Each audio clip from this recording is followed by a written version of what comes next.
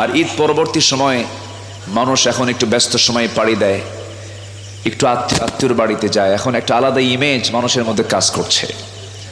অনেকেই হয়তো নাই, অনেকে আত্মীয়র বাড়িতে বেড়াতে গিয়েছেন, জামাই শ্বশুর বাড়ি, শ্বশুর জামাইয়ের বাড়ি, এটা নিয়ে এখন মানে টানাটানি চলছে। এর মাঝেও যারা বসেছি বলি আলহামদুলিল্লাহ। সে কোন বন্ধু বলো বেশি বিশ্বস্ত, সে কোন বন্ধু বলো বেশি বিশ্বস্ত, কার কাছে মন খুলে দেয়া যা। আমি জানি আপনাদের একটু কষ্ট হচ্ছে, প্রচণ্ড গরম, প্রচণ্ড তাপদাহ চলছে। গতকালকে প্রচুর বৃষ্টি হয়েছে ঢাকাতে। আচ্ছা, আবার আমার গতকালকে কুমিল্লা মাহফিল ছিল, কুমিল্লাতেও বৃষ্টি হয়েছে সারাদিন। আবার ওইদিকে কবির ভাষায় নীল নবগণে আষাঢ় গগনে তিল ঠায় আর নাহিরে, ওগো তোরা যাসনে ঘরের বাহিরে। তো বৃষ্টি তো নাই, কবির কবিতার তো বাস্তবে আমরা রূপ দেখছি না। কবির যে কবিতা সেটা আজকে বাস্তব রূপে রূপায়িত হতে দেখছি না। প্রকৃতির মালিক কে বলেন তো? আগের যুগে যে সময় বৃষ্টি সে সময় হতো অতিবৃষ্টি, অনাবৃষ্টি, হঠাৎ ভূমিকম্প, আবার কি হলো, কি সাপ, রাসেল ভাইপার, এরকম করে আমরা মাঝে মাঝেই কিছু কিছু পাই। এগুলো কি রহমত না গজব? বলেন রহমত না গজব?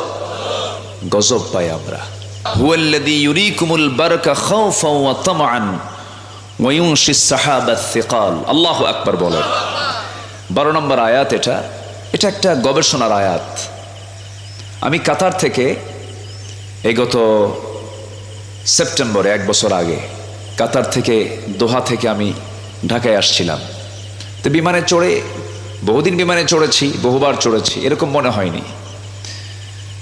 তো দিনের আকাশে যখন আমি উঠছিলাম বিমানে, তখন আমি লক্ষ্য করছি এই যে বিশাল মেঘমালা, এই মেঘমালার স্তরটা আল্লাহ রাব্বুল আলামিন কেমনে রেখে দিয়েছেন, এর কি ওজন আছে? আমি একটু চিন্তায় পড়ে গেলাম। তো একটু স্টাডি করলাম কয়েকদিন।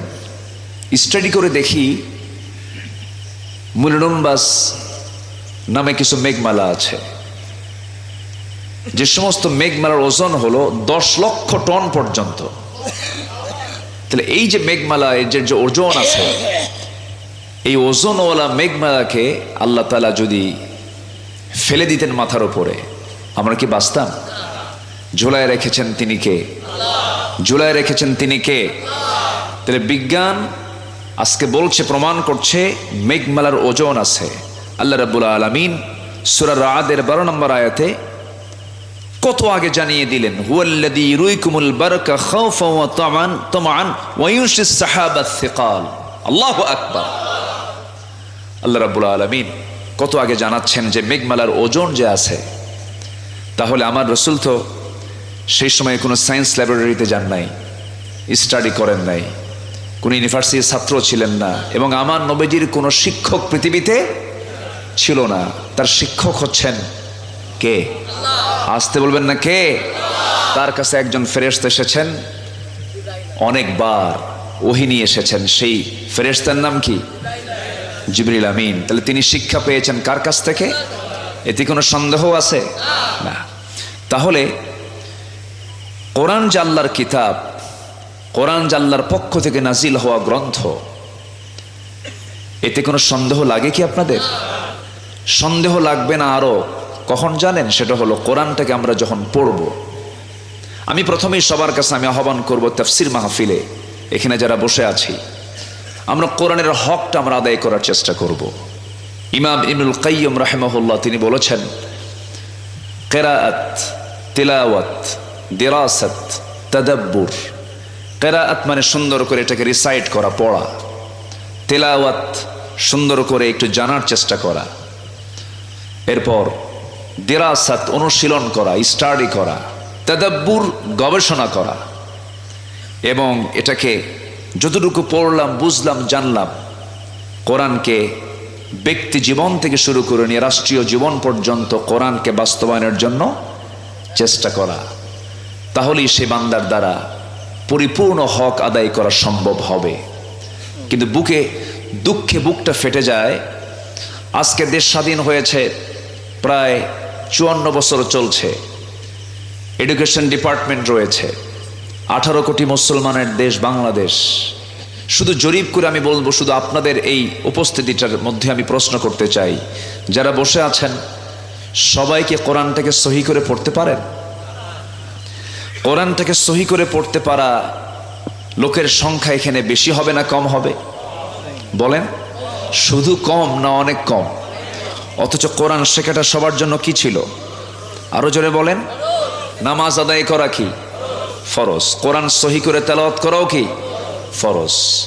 অথচ শিক্ষা ব্যবস্থা আছে, শিক্ষার ডিপার্টমেন্ট আছে, একটা বিশাল জনগোষ্ঠী, মুসলিম জনগোষ্ঠী আজকে কোরআন তো গবেষণা দূরেই থাক, ন্যূনতম যে জ্ঞানটা, রুব্বা কারিন লিল কোরআন ওয়াল কোরআন ইয়ালআনুহু, কোরআন যাকে লানত দিচ্ছে সহি না করে পড়ার জন্য, সহি করে পড়তে পারে না যে বান্দা, তাকে লানত দিচ্ছে কোরআন। এই ন্যূনতম জ্ঞান আজকে অনেক সুশীল সমাজের দাবিদার, তাদেরও জানা নাই। বিসিএস ক্যাডার হয়েছে, ফার্স্ট ক্লাস গেজেট কর্মকর্তা হয়েছে, সূরা ফাতিহা ধরলে পরে প্রত্যেক আয়াতে 3টা করে ভুল। আমি কি ভুল বলতেছি? তাহলে আপনি এত বড় জ্ঞানী হলেন, আপনি এত বড় মহাপণ্ডিত হয়ে গেলেন, গবেষক হলেন, কোরআনটা সহি করে পড়তে পারলেন না, গোটা জীবনটাই কি বলেন, সফল না বৃথা? জীবনটাই তো বৃথা।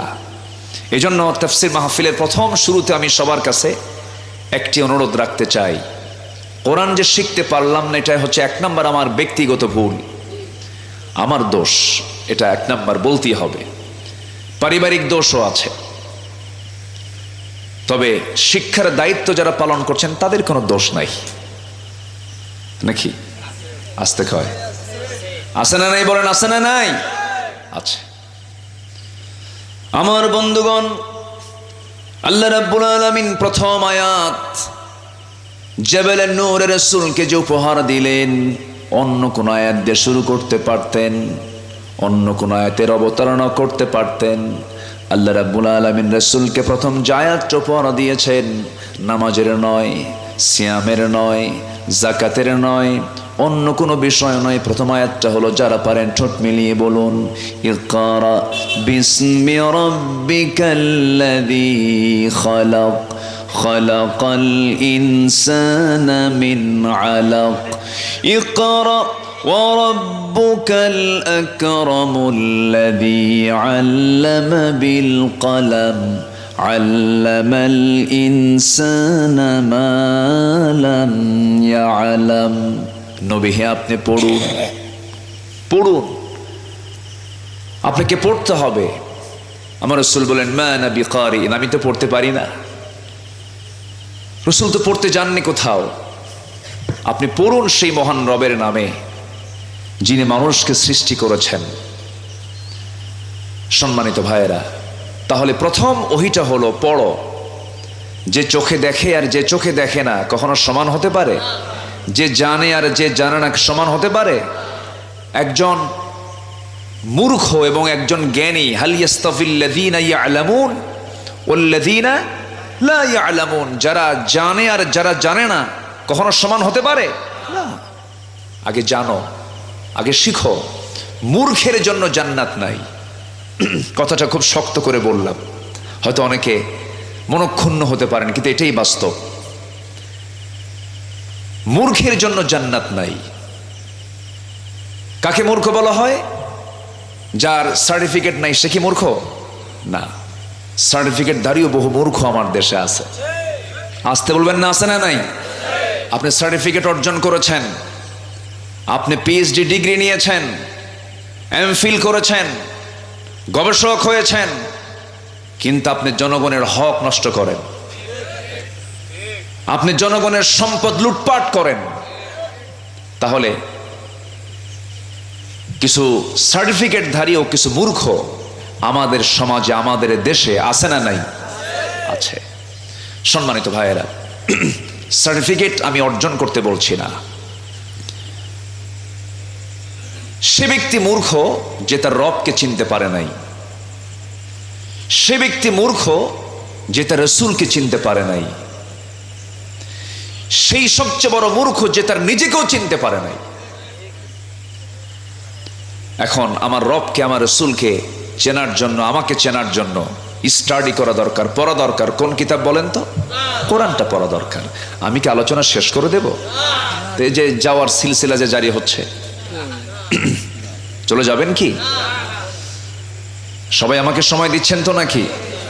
আপনি যদি ওঠেন, আপনি যদি চলে যান, একটা আলোচকের সামনে থেকে শ্রোতা যদি উঠতে নেয়, মনে হয় কলিজার একটা করে তার তার ছিঁড়তে থাকে, খুব কষ্ট হয়। এবং যে মজলিসে আমরা বসে আছি, এটা এমন একটি বরকতময় জায়গা,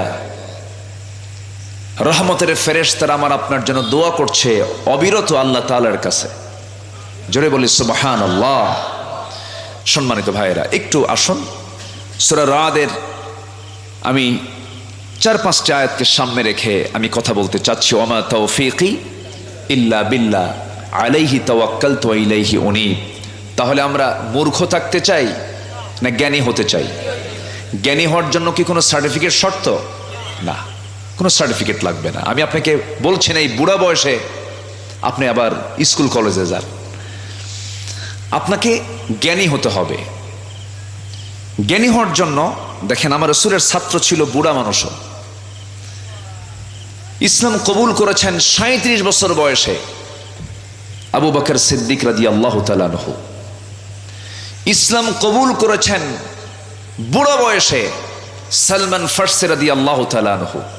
আমার নবীর চেয়েও বয়সে বড় অনেক সাহাবী ছিলেন যারা বুড়া অবস্থায় ইসলাম কবুল করেছেন। তারা কি কলেজে গেছেন? তারা কি কোনো ইউনিভার্সিটিতে গেছেন? তারা কি কোনো জামিয়াতে গেছেন? না। তাহলে তারা জ্ঞানী হলেন কেমনে? তাদের বেশি সিলেবাস লাগে নাই। তাদের সিলেবাস ছিল কয়টা বলেন? কি সেই সিলেবাসের নাম কি? কোরআন। আর এটাকে ব্যাখ্যা করার জন্য, এটা বোঝার জন্য আরেকটা সিলেবাস লাগে। সেই সিলেবাসটার নাম কি? হাদিস, সুন্নাহ। এই দুটো ছিল তাদের সিলেবাস। আর আমার দেশে আজকে সিলেবাস কি দুইটা না হাজার হাজার? আচ্ছা, তাহলে হাজার হাজার সিলেবাস থাকার পরেও 3 বছরের শিশু ধর্ষিত হয়। আসতে কোন কেন? মরা লাশ মানে মর্গে রেখেছে, ফ্রিজে রেখেছে, সেখানে ধর্ষিত হয়। একটা মানুষকে মেরে, এই ঝিনাইদাই তো, বেশি দূরে না তো, একটা মানুষকে মেরে টুকরো টুকরো করে মশলা দিয়া মাখায়া নিশ্চিহ্ন করে ফেলার ষড়যন্ত্র করা হয়। তাহলে হাজার সিলেবাস দিয়া তার ফলাফল হলো আজকে মানুষ মানুষকে কত টুকরো করছে, সেই টুকরোর সংখ্যাও মানুষ বলতে পারছে না। কেন? এত সিলেবাস থাকার পরে এই অশান্তিগুলো কেন? আজকে শিক্ষিত সমাজের শিক্ষার হার বেড়েছে, শিক্ষিতের হারও বেড়েছে। আগের যুগে শিক্ষার হার কম ছিল। আমার দাদার যুগে দাদারা যত শান্তিতে ছিলেন, আমরা তার চেয়ে বেশি শান্তিতে আছি, তাই না? আসতে কয় শিক্ষার হার বেড়েছে না কমেছে? বাপ মার সেবার হার কমেছে না বেড়েছে? বলেন। কমছে। বৃদ্ধাশ্রমে, জাকারিয়া, বৃদ্ধাশ্রমে আমি নিজে চোখে দেখেছি, আমি চোখ সাক্ষী আমার। বৃদ্ধাশ্রমে কোনো মূর্খের বাপ মা সেখানে আশ্রয় পায়নি। বৃদ্ধাশ্রমে আশ্রয় পেয়েছে কারা? যাদের সন্তানগুলো উচ্চ শিক্ষিত হয়েছে, তাদের বাপ মা বৃদ্ধাশ্রমে আশ্রয় পেয়েছে। আমি চ্যালেঞ্জ করতে পারি, তবে হ্যাঁ, কোন শিক্ষায় শিক্ষিত লোকের বাপ মা সেখানে আশ্রয় পায়নি? আমি চ্যালেঞ্জ দিয়ে বলতে পারি, হলফ দিয়ে বলতে পারি, গোটা পৃথিবীর সকল বৃদ্ধাশ্রমকে আপনারা সার্চ দিন, তালাশ করে দেখবেন, সেই জায়গায় কোন আলেম, কোন হাফেজের বাপ মাকে দেখতে পাবেন না। তাহলে বুঝতে হবে, হাজারো সিলেবাস থাকুক না কেন, কোনো সিলেবাস সমাজে শান্তি আনতে পারে না। ব্যক্তি, সমাজ, পরিবার, রাষ্ট্রে শান্তি আনতে পারে দুইটা সিলেবাস, এটা কোরআন আর এটা কি হাদিস, সুন্নাহ। এই দুটা যদি আঁকড়ে ধরতে পারি, আমার নবীজির একদম ফি হাজ্জাতুল ফিদা, বিদায় হজের ভাষণে রাসূল একটা লাইনে সুন্দর করে বলে দিয়েছেন। তিনি কি বলেছেন? লাকাদ তারাকতু ফীকুম আমরাইন আই শাইআইন লা তাদিল্লু মা তামাসসাকতুম বিহিমা। তোমাদের কাছে রেখে গেল আমি দুটি মহা উপহার, কোরআনের পুত মঙ্গলবাণী মর্মোপদেশ যার। কোরআন রাখলাম আর হাদিস রেখে গেলাম, সুন্নাহ রেখে গেলাম। পৃথিবীর কোনো শক্তি নাই তোমাকে পথভ্রষ্ট করতে পারে। আর কোরআন ছাড়বা, সুন্নাহ ছাড়বা, হাদিস ছেড়ে দিবা, তোমাকে হাজারো পথভ্রষ্টতা তোমাকে পথভ্রষ্টতার দিকে নিয়ে চলে যাবে। এই জন্য আমার আপনার সবচেয়ে বড় ডিউটি হলো আমার রবকে চিনতে হবে, আমার রবকে আমার কাছে নিয়ে আসতে হবে। সেই রববিয়তের সেই পরিচয়, সে রবকে কাছে টানার জন্য কোন কিতাবের সঙ্গে সম্পর্ক বাড়াতে হবে? কোন কিতাবের সাথে? এই কিতাবের সাথে আমরা সম্পর্ক বাড়াবো। জোরে বলি ইনশাআল্লাহ। আমি সূরা রাত থেকে কথা বলতে চাচ্ছি। এই সূরার নাম হচ্ছে সূরাতুর রাত। আচ্ছা বলেন তো, বজ্রপাত, তো এই যে একটা নামকরণ করা হয়েছে, শুধু কি মনে হয় কোরআন শুধু ধর্মীয় কিতাব? না, তাহলে এই নামটা আসতো না। আরেকটা সূরা আছে সূরাতুল হাদিদ। সূরাতুল হাদিদ, হাদিদ মানে কি? এই যে লোহা, এই যে লোহা, লোহা নামে একটা সূরা আছে। তাহলে লোহা নামে সূরা, রাআদ নামে সূরা, তো এই সূরাগুলোর নাম লোহা, বজ্রপাত, এগুলো কেন? ধর্মীয় কিতাবের ভিতরে তো এই লোহার কথা আসার কথা না। এবং আল্লাহ তাআলা নিজে বলছেন ওয়ানজালনাল হাদিদ ফীহি বাসুন শাদীদ ওয়া মানাফিউ লিন-নাস। আল্লাহু আকবার বলে। আমি লোহা নাজিল করেছি। আমি লোহা কি করেছি? নাজিল করেছি। আচ্ছা, লোহা নাজিল করা মানে কি? ফেলে দেওয়া, উপর থেকে পড়া। যেরকম কোরআন ইন্না আনজালনাহু ফী লাইলাতিন মুবারাকা, ইন্না আনজালনাহু ফী লাইলাতিল কদর, উপর থেকে যেটা অবতরণ হয় এটাকে নাজিল বলা হয়। তাহলে কোরআন নাজিল হয়েছে, আবার লোহাও নাজিল করেছেন। ওয়ানজালনাল হাদিদ। তো নাস্তিকরা চিন্তা করে দেখলো যে এটা কি পাগল, এটা কি কেমন কথা, এটা তো পাগলের প্রলাপে মনে হচ্ছে, লোহা আবার নাজিল হয় কেমনে? তারা গবেষণা করতে লাগলো। শেষ পর্যন্ত তারা প্রমাণ করে বের করলো যে না, লোহাটা দুনিয়ার কোনো ব্যক্তির সৃষ্টি নয়। দুনিয়ায় এই লোহাটা ছিল না, অবশ্যই লোহাটা এসেছে অন্য কোথাও থেকে। তারা গবেষণা করে বের করলো লোহা ছিল সূর্যালোকে, সূর্যালোক থেকে লোহাটা দুনিয়াতে অবতরণ করা হয়েছে, নাজিল করা হয়েছে। সুবহানাল্লাহ বলবেন না? আচ্ছা, ফীহি বাসুন শাদীদুন, যাতে রয়েছে প্রচন্ড শক্তি। আজকে অ্যাটম বম, পারমাণবিক অস্ত্র, আজকে ক্যান্টনমেন্ট সব অচল হয়ে যেত। এমনকি আপনি মরে যাবেন, বাঁশ কাটবেন কেমনে? কি দিয়া কাটবেন বলেন? কি দিয়া? দা তৈরি হয় কি দিয়া? এমনকি সেলাই করবেন, ছিঁড়ে গেছে, এটার জন্য কি দরকার? সুই বানাবেন কি দিয়া? লোহা দিয়া। তাহলে লোহা নাই, ক্যান্টনমেন্টও, গোটা পৃথিবীর যে সমরাস্ত্র, সামরিক যত ঘাঁটি আছে সব বিকল হয়ে যেত, অচল হয়ে যেত, যদি নাজিল না হতো কি? লোহা। কোরআন সেই লোহার কথা বলছেন, ফীহি বাসুন শাদীদ, যাতে রয়েছে প্রচন্ড ক্ষমতা, প্রচন্ড শক্তি। সেই শক্তি সঞ্চয় করো, লোহাকে কাজে লাগাও। আমি দাউদকে আমি সমস্ত বিশ্ববাসীর জন্য মডেল করেছি, সেই নবীকে আমি অস্ত্র নির্মাতা বানিয়েছি। আল্লাহু আকবার বলেন। একজন নবী কি ছিলেন? অস্ত্র নির্মাতা ছিলেন। তার নাম কি বলেন তো? দাউদ আলাইহিস সালাতু ওয়াস সালাম। আল্লাহ তাআলা তার জন্য লোহাটাকে কাদার মতো নরম বানিয়ে দিয়েছিলেন। সভ্যতা পৃথিবীতে যা এসেছে সমস্ত সভ্যতার অগ্রনায়ক হচ্ছেন আল্লাহর নবীরা। যারা বলবেন কোন ব্যক্তির নাম ভুল কথা, নেলসন ম্যান্ডেলা বর্ণবাদী বৈষম্যের নেতা, ভুল কথা, এগুলো সব বানানো কথা। পৃথিবীর সমস্ত সভ্যতা এসেছে নবীদের মধ্য দিয়ে। আদম ছিলেন কৃষিকাজের রূপকার, দাউদ আলাইহিস সালাতু ওয়াস সালাম ছিলেন অস্ত্র নির্মাতা, ইদ্রিস আলাইহিস সালাতু ওয়াস সালাম ছিলেন টেক্সটাইল ইঞ্জিনিয়ার। তিনি গার্মেন্টস শিল্প নিয়ে কাজ করেছেন, বস্ত্র নিয়ে কাজ করেছেন। তাহলে কৃষি, অস্ত্র, এরপরে বস্ত্র সব কিছু এসেছে কাদের মাধ্যম দিয়ে বলেন? নবীদের মাধ্যম দিয়ে। পৃথিবীর সবচেয়ে বড় শাসক ছিলেন দাউদ আলাইহিস সালামের ছেলে সুলাইমান আলাইহিস সালাম, যিনি আজ থেকে 4 থেকে 5,000 বছর আগে, যে সময় প্রযুক্তি ছিল না, তথ্য প্রযুক্তির কোনো কিছুই ছিল না, উনি তার সিংহাসনে চড়তেন। এক সকাল বিকেলে গোটা পৃথিবী ঘুরে তার সিংহাসন নিয়ে তার রাজপ্রাসাদে ঢুকে পড়তেন। জোরে বলি সুবহানাল্লাহ। তাহলে সভ্যতা এসেছে কাদের মধ্য দিয়ে? নবীদের মধ্য দিয়ে। তাহলে লোহা যে আল্লাহ তাআলা নাজিল করেছেন, এতে কোনো সন্দেহ আছে? আসতে বলে সন্দেহ আছে? নাই। সম্মানিত ভাইয়েরা, লোহা যদি পৃথিবীর কেউ সৃষ্টি করতে চায়ও, লোহা সৃষ্টি করতে একটা তাপের প্রয়োজন। সায়েন্স বলতেছে লোহা নির্মাণে মিনিমাম তাপ লাগবে হচ্ছে 45 থেকে 46 ডিগ্রি সেলসিয়াস তাপমাত্রার প্রয়োজন।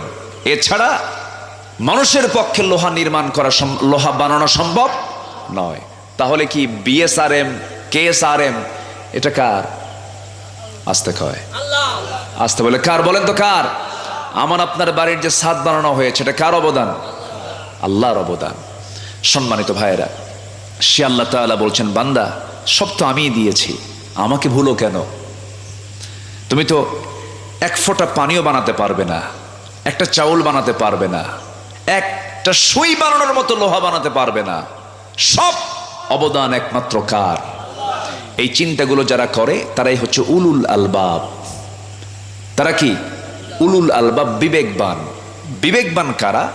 বিবেকবান কাদেরকে বলেছেন আল্লাহ তাআলা? জাস্ট এই কয়েকটা পয়েন্ট নিয়ে এই কথা বলি, আমি শেষের দিকে আস্তে আস্তে চলে যাব।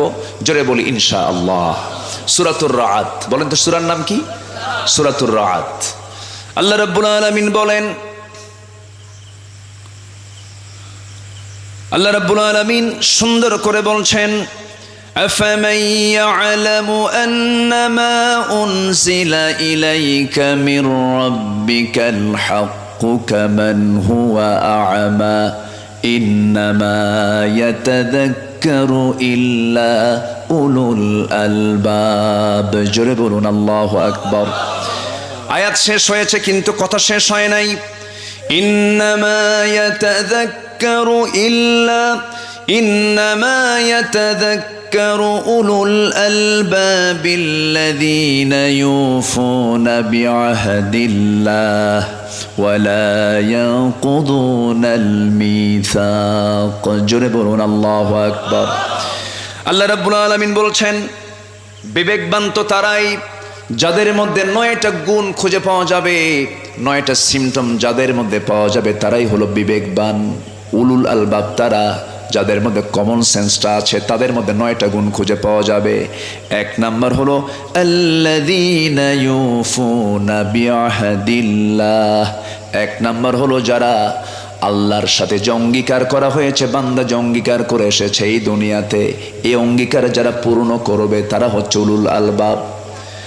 আমরা আল্লাহর সঙ্গে কি অঙ্গীকার করে এসেছি? কোরআন বলে দিচ্ছে, আমরা যখন রুহের জগতে ছিলাম, রুহের জগতে আমাকে প্রশ্ন করা হয়েছিল, যে প্রশ্নগুলো করা হয়েছে এবং যে উত্তরগুলো আমরা দিয়েছি আমাদের হয়তো এখন দুনিয়াতে মনে নাই, কিন্তু কোরআন যেহেতু মহাসত্য, কোরআন বলে দিচ্ছে প্রত্যেক রূহকে আল্লাহ রাব্বুল আলামিন সেদিন প্রশ্ন করেছেন, আলাস্তু বিরাব্বিকুম, আমি কি তোমার রব নই? সঙ্গে সঙ্গে আমরা বলে ফেলেছি না না হা। কি বলেছি আমরা? না বলেছি না হ্যাঁ বলেছি?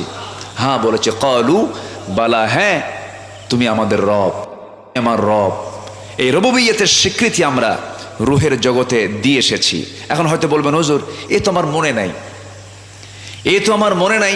এটার জবাব হচ্ছে, আমরা যে মার পেটের মধ্যে ছিলাম 9 মাস 10 মাস যে ছিলাম, এটা কি আমাদের মনে আছে?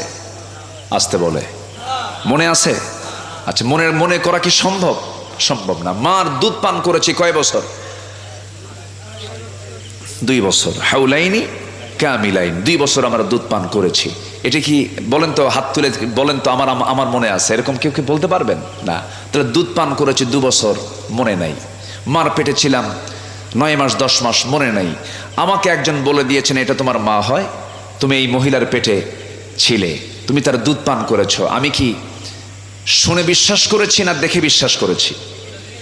বলেন। শুনে বিশ্বাস করে নিয়েছি, এটা আমার মা, আমি এই মার দুধ পান করেছি। আমরা অনেক কিছুই চোখে দেখি না, আমরা শুনেই বিশ্বাস করি, অনুভবে বিশ্বাস করি। যেরকম আমি কথা বলছি, আপনার কানে যাচ্ছে আওয়াজ, মোবাইলে রিং আসে, জাকারিয়া আমাকে ফোন দিল, আমার ফোনে রিং বাজলো, মাঝখানে কোনো তার কিছুই নাই, দেখা যাচ্ছে না, বিশ্বাস করি কি করি না? অর্থাৎ ইথারকে বিশ্বাস করি, মধ্যাকর্ষণ শক্তিকে বিশ্বাস করি, এরপরে বাতাসকে বিশ্বাস করি। আমার আল্লাহর বহু সৃষ্টি আছে অদৃশ্য, যা দেখতে পাচ্ছি না, বিশ্বাস করছি। তার আল্লাহর সৃষ্টি চোখের সামনে আমরা দেখতে পাচ্ছি না, বিশ্বাস করে নিচ্ছি। ঠিক তেমনি আল্লাহ তাআলাকে আমরা এই দুনিয়াতে দেখে বিশ্বাস করব না দেখে বিশ্বাস করব? না দেখে বিশ্বাস করব। এবং আল্লাহ তাআলা কোরআনে বলে দিচ্ছেন, আমি তোর কাছ থেকে স্বীকৃতি নিয়েছি, আলাস্তু বিরাব্বিকুম ক্বালু বালা, হ্যাঁ তুমি আমার রব, আমি সেদিন সে স্বীকৃতি দিয়ে এসেছি, এতে কোনো সন্দেহ নাই। আল্লাহ বলছেন এই অঙ্গীকারকে যারা পূর্ণ করবে তারা হচ্ছে বিবেকবান বান্দা। মানে কি? যে বান্দা আল্লাহকে খুঁজে পাবে সেই হচ্ছে বিবেকবান। সবার আগে আমরা খুঁজে বের করব আমার রব, যিনি আমাকে কখনো ভুলবেন না, যিনি আমাকে কখনো ছেড়ে যাবেন না। তিনি আমার কে? আসতে বলবেন না, তিনি আমার কে? আল্লাহ তাআলা। আমার ভাইরা, নাম্বার 1, আল্লাহর সাথে যে আমরা অঙ্গীকারটা দিয়ে এসেছিলাম, সে অঙ্গীকারের বাস্তবায়ন যে বান্দা দুনিয়াতে করবে তারাই হচ্ছে বিবেকবান বান্দা। নাম্বার 2 হলো ওয়ালা ইয়ানকুদুনাল মিসাক, যারা এই জাগতিক জীবনেও যারা প্রতিশ্রুতিকে যারা ভঙ্গ করবে না, ওয়াদা যারা ভঙ্গ করবে না, ওয়াদা ভঙ্গ যারা করবে না, আল্লাহ রাব্বুল আলামিন তাদেরকে মুমিন বলে সম্বোধন করেছেন, ইমানদার বলে সম্বোধন করেছেন। আর যারা ওয়াদা ভঙ্গ করবে তাদেরকে কি বলেছেন? অস্ত সবাই পারেন দেখি, মাশাআল্লাহ, বলি আলহামদুলিল্লাহ। যারা ওয়াদা ভঙ্গ করে তারা কি? এটা কি হুজুরের ভাষা না আল্লাহর ভাষা? আমার কথায়, আলেমদের কথায় না আল্লাহর কথায়? তাহলে ওয়াদা ভঙ্গকারী কি? আচ্ছা, এই দেশে কারা বেশি ওয়াদা ভঙ্গ করে? মুনাফিক তো আছে। ধরেন এই সমাজে, এই দেশে, এই রাষ্ট্রে ওয়াদা ভঙ্গ করার দিক থেকে কোন শ্রেণীর লোকগুলো বেশি বলেন তো? হ্যাঁ,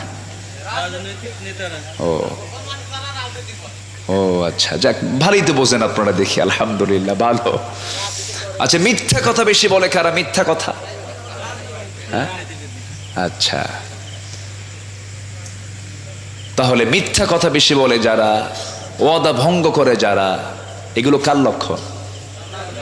বলেন তো। এবং সারতে না পারলে শুধু বাজে কথা বলে, গালি দেয়, গালিগালাজ দেয়, এই শ্রেণীও কারা? তাহলে ইদা ওয়াদা আখলাফা ওয়া ইদা তুমিনা খান, আমানত, একটা আমানত, এই আমানতের খেয়ানত করে কারা বেশি বলেন তো? ওরাই না? তা সবই ওরাই। তাহলে আমরা কি? আমরা তাদেরকে সুযোগ করে দেই। ওরা মিথ্যা বলে সুযোগ করে দেই, ওরা ওয়াদা ভঙ্গ করে সুযোগ করে দেই, ওরা আমানতের খেয়ানত করে আমরা সুযোগ করে দেই। আমাদের দোষে কোনো অংশে কম নয়। কথা কি বুঝতেছেন? হ্যাঁ। আমার রাসূল একদিন বলে ফেললেন, জালিমকে সাহায্য করো। সাহাবীরা বলছেন, ইয়া রাসূলুল্লাহ, জালিমকে কেমনে সাহায্য করবো? সে যেন জুলুম না করতে পারে, সে যেন জুলুম করতে না পারে। জালিম জুলুম করবে, এই জুলুম করতে দেওয়া যাবে না। কষ্ট পাচ্ছেন নাকি আপনারা? আমার কথার মধ্যে একটু রসকস কম, আমি তো নাচানাচি করতে পারি না। একটা গরু উঠছিল এবছর ঈদুল আজহায়, গরুর নাম দিয়েছিল তাহেরি। হ্যাঁ, জানেন না আপনারা? তাও কিন্তু এই এলাকায়, কিন্তু এই পাশাপাশি চুয়াডাঙ্গার আলমডাঙ্গার এক হাটে এক বাচ্চারে গরু তুলছে। বলা হলো, গরুর নাম কি? কেবল তাহেরি। কেন এই নাম রাখছো কেন? খুব লাফালাফি করে তো, খুব বদমাইশ, ওর কাছেই যাওয়া যায় না, খুব লাফায়।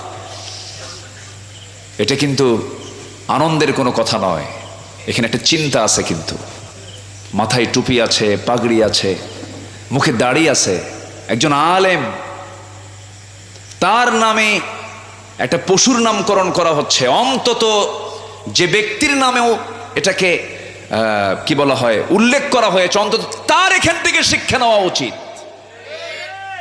শিক্ষা নেওয়া উচিত, বোঝা উচিত।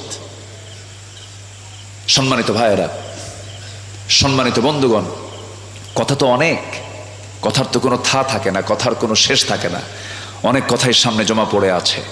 তাহলে আমরা কি বিবেকহীন হতে চাই না বিবেকবান হতে চাই?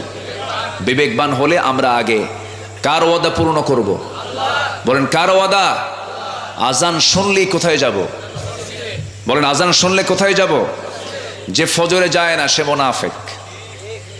কথা বোঝেন নাই? মোনাফেক জোহরে যায়, মোনাফেক আসরে যায়, মোনাফেক মাগরিবে যায়। কেন জানেন? প্রথম কাতারে যায়, এদিক সেদিক তাকায় আর বলে দেখো আমি নামাজ পড়তে আসছে, ভোটটা দিও। বোঝেন নাই? যায়, কিন্তু ওরা ফজরে যায় না। ঠিক কিনা বলেন? ফজরে যায় না।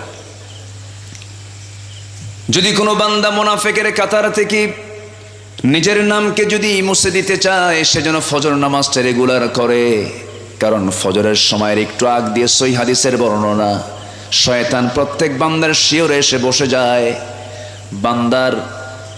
প্রত্যেক বান্দার কাছে এসে তিনটা গিট মেরে দেয়।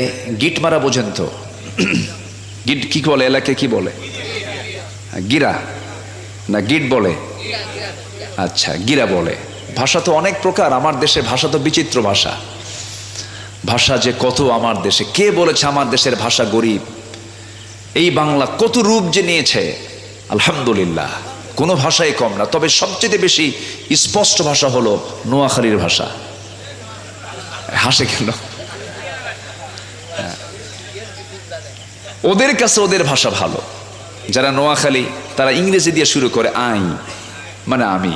ইংরেজিতে আমির ইংরেজি কি? আই। কম কথা না তো, তারা বাংলাকে ইংরেজি বানায় ফেলছে। এটা তো বিশাল। এরকম সুবহানাল্লাহ কইছে একজন। আচ্ছা, তো এই হচ্ছে আমার দেশের ভাষা। ভাষার তো শেষ নাই। তবে ভাষার রূপকার হচ্ছেন আপনারা। যশোর, কুষ্টিয়া এই এলাকার ভাষা হচ্ছে বইয়ের ভাষা। বই যা শেখায় আপনারা তাই শেখেন মার কাছ থেকে। কেউ তো আলহামদুলিল্লাহ কইলেন না। জোরে বলি আলহামদুলিল্লাহ। এমন ভাষা আপনি কোথাও পাবেন না। যেখান থেকে ভাষা উৎপত্তি হয়েছে, ওই নদিয়া, সৈয়দ মুজতবা আলীর একটা লেখা আমি পড়েছিলাম।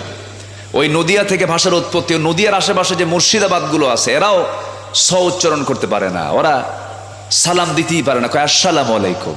আগে সালাই আর পরে দুলাভাই হয় না, সালাম স শব্দ হয় না।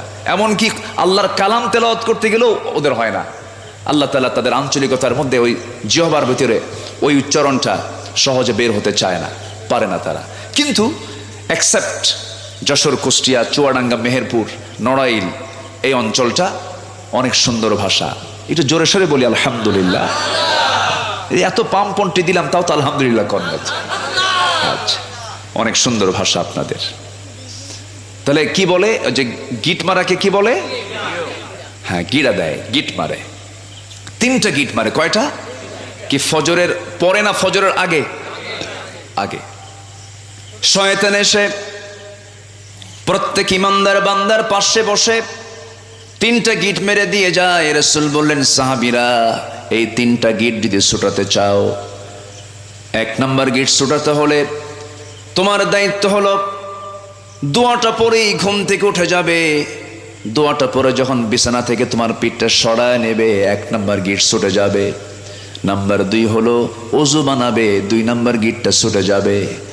পদব্রজে হেঁটে হেঁটে মসজিদের দিকে রওনা দিয়ে নামাজে দাঁড়ায়া যাবে, 3 নাম্বার গিটটা ছুটে যাবে।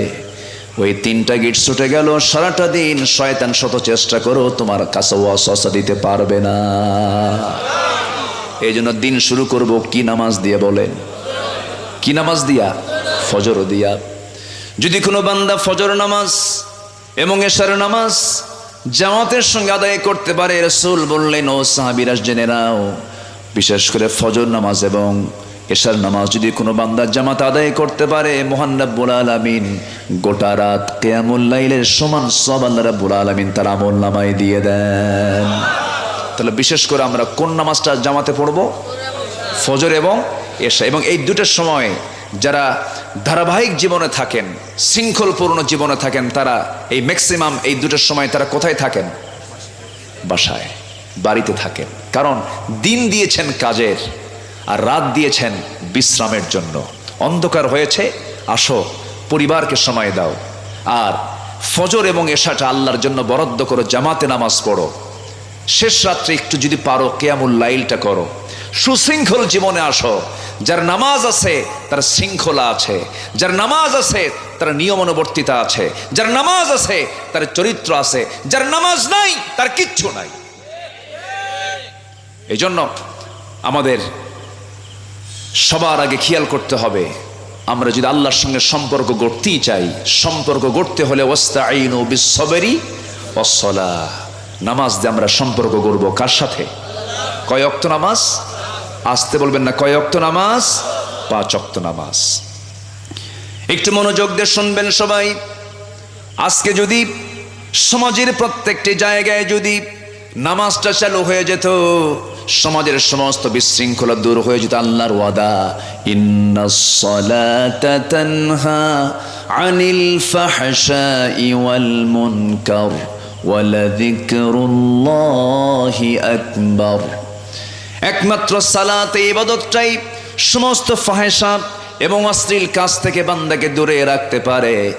কিন্তু দুঃখজনক হলো সত্য, আমার দেশে এমন কিছু কর্মসূচি আছে মুসলিম পরিবারের সন্তানরাই করে থাকে। চলতেছে কর্মসূচি, দলীয় কর্মসূচি, বিভিন্ন অনুষ্ঠান চলতেছে, জোহর গেল, আসর গেল, মাগরিব গেল, ঈশা গেল, সেই কর্মসূচির যারা আহ্বায়ক তাদের নামাজের খবর নাই, যারা কর্মী তাদের নামাজেরও খবর নাই। আমি কি ভুল বলছি?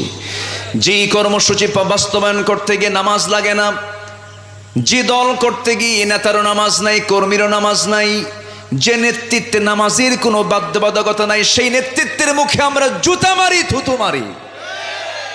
কারণ ও আমাকে জাহান্নামে নিয়ে যাবে। ও আমাকে কোথায় নিয়ে যাবে? জাহান্নামে নিয়ে যাবার 1 নম্বর কারণ কি? ছেড়ে দেওয়া নামাজ। যে নেতা আমাকে নামাজ ছেড়ে দেয়, যে নেতা আমাকে নামাজের কথা বলে না, সে তো আমাকে জাহান্নামের দিকে নিয়ে যাচ্ছে। ইয়াওমা নাদউ কুল্লা উনাসিম বিইমামিহিম, কিয়ামতের দিন প্রত্যেক নেতা, প্রত্যেক কর্মী সহ, প্রত্যেক নেতা, প্রত্যেক ব্যক্তি তার নেতা সহ হাজির হবে। আল্লাহু আকবার বলেন। অতএব যিনি আমার ইমাম হবেন, যিনি আমার নেতা হবেন, এটা কি হিসাব করার দরকার আছে না নাই? পরে না আগে? আগে হিসাব করতে হবে।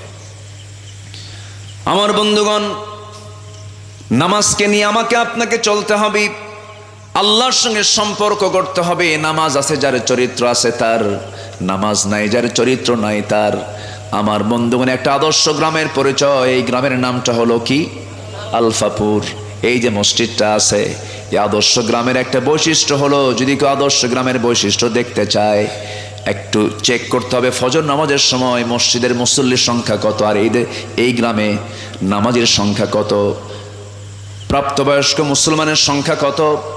যদি এই গ্রামটাকে যদি আপনি যদি আদর্শ গ্রাম বলে আখ্যা দিতে চান, গ্রামের অধিকাংশ মুসলমানরা ফজরের সময় হাজির হয়ে যাবে, জোহরে হয়তো থাকবে না, আসরে হয়তো থাকবে না, কিন্তু 5টা ওয়াক্তের ভিতরে বিশেষ করে কোন ওয়াক্তে বেশি মুসল্লি থাকবে? কোন ওয়াক্তে বলেন? আজকে শুধু আলফাপুর নয়, গোটা দেশের সমস্ত গ্রামকে আপনি সার্চ দিয়ে দেখেন, বলুন তো আমার দেশে এখন মসজিদের সংখ্যা বেশি না মুসল্লির সংখ্যা বেশি? বলেন। মসজিদের সংখ্যা বেশি। একটা গ্রামের ভিতরে 3টা মসজিদ, গ্রামের এক মাথায় একটা, আরেক মাথায় আরেকটা, মাঝখানে আরেকজন কয় আমি এখানে আরেকটা খাড়া করলাম, কিন্তু মুসল্লি নাই। তাহলে মসজিদ দরকার না মুসল্লি দরকার? আসেন দোয়া করে দিই নাকি? ওঠেন কেন? বসেন। হ্যাঁ বলবো? একটু বসেন। ঠান্ডা পড়ছে? কই ঠান্ডা পড়ছে? একটু গরম হচ্ছে। আমি তো বুঝতেছি আপনাদের খুব কষ্ট হচ্ছে, ঘর্মাক্ত দেহ নিয়ে আপনারা কথাগুলো শুনছেন। জাস্ট আমি 9টা পয়েন্ট বলি, আমি আমার আলোচনা শেষের দিকে আস্তে আস্তে চলে যাব। তাহলে কি আমরা এই গ্রাম, যে গ্রামে মাহফিল হচ্ছে, আমরা কি এটাকে বেনামাজি মুক্ত গ্রাম হিসেবে দেখতে চাই? এই গ্রামের বাসিন্দা কারা কারা একটু হাত তুলে দেখেন তো দেখি। এই গ্রামের বাসিন্দা? আচ্ছা, বাকিগুলো কোথায় সব? মানে যারা হাত তুলেছেন তারা তো গ্রামের আছেন, কিন্তু এই গ্রামে কি এই কয়টা লোকই থাকে? তারা কোথায়? 4র্থ আসমানে না 5ম আসমানে? ও আচ্ছা, ও হয়তো বিয়ে বেরিয়ে গেছে নাকি? তাহলে এই আমার দিকে তাকান, রাগ করতেছেন নাকি আপনারা? তাহলে আমি লক্ষ্য করে দেখছি যে দূর থেকেই অনেক লোকজন আসছেন। যারা দূর থেকে আসছেন আমি মনে করি অনেকে স্ট্রাগল করে আসছেন। সামনে খাল, ওই সাইডেও খাল, না ওই সাইডে নদী, আর এই সামনে খাল, মাঝখানে আমরা। যারা আসছেন মোটামুটি খাল দিয়া আর নদী দিয়ে আসছেন, অনেক কষ্ট করে আসছেন। বলি আলহামদুলিল্লাহ। আমরা এই গ্রামকে যদি বিনামাজি মুক্ত গ্রাম দেখতে চাই, আপনি যদি আপনার গ্রামকে যদি বিনামাজি মুক্ত গ্রাম দেখতে চান, তাহলে আমার আপনারও কিছু চেষ্টা করার দরকার আছে না নাই? আছে। আমরা চেষ্টা করব, দাওয়াতের কাজ করব, জোরে বলি ইনশাআল্লাহ। ব্যর্থ পিতা ব্যর্থ মাতা সে যে তার সন্তানকে ফজরে ডাক দিতে পারে না, যে নিজেও ফজর পড়ে না। এমন ব্যর্থ পিতা আছে না নাই? ব্যর্থ মা আছে না নাই?